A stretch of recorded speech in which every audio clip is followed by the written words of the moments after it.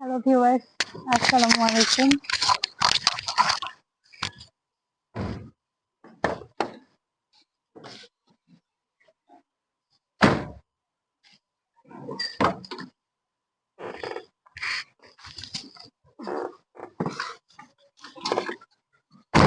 আজকে আমরা যাচ্ছি দিনাজপুরের ঐতিহাসিক কান্তজি মেলায়।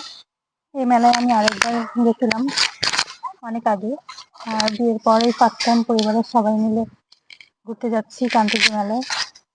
তাই আমি একটা অনেক অনেক বেশি এক্সাইটেড।